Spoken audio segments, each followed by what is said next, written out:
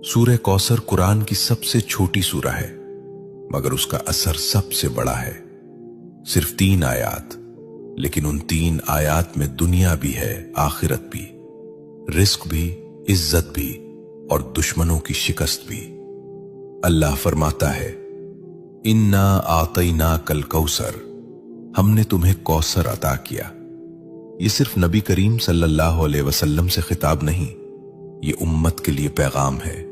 ये ऐलान है कि देने वाला अल्लाह है, और जब अल्लाह देता है तो गिनती खत्म हो जाती है। कौसर का मतलब सिर्फ जन्नत की नहर नहीं, कौसर का मतलब है खैर कसीर, बेशुमार भलाई, ऐसा रिस्क जिसमें कमी ना हो, ऐसी बरकत जिसमें जवाल ना हो।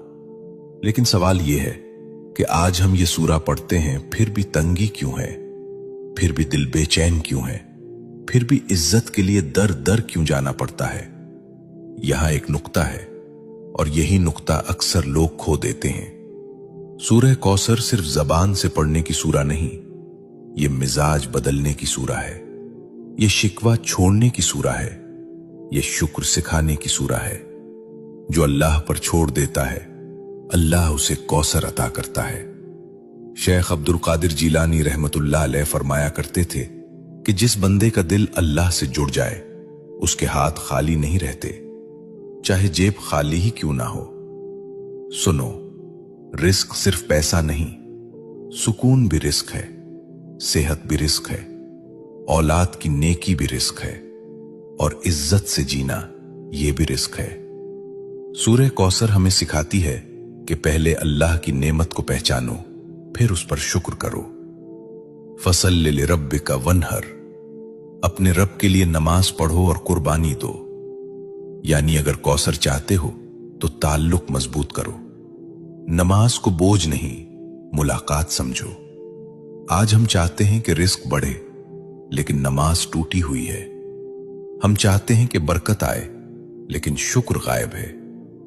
यह सूरा हमें झुंझोड़ती है कि दुश्मनों से मत डरो, नजर वालों से मत घबराओ, हसद करने वालों को अल्लाह खुद काफी है। इन नशानिया का हुवल अब्तर, तुम्हारा दुश्मन खुद कट जाएगा। ये वादा है, यह तसल्ली है, यह ऐलान है। अगर तुम अल्लाह के हो गए तो कोई तुम्हें मिटा नहीं सकता।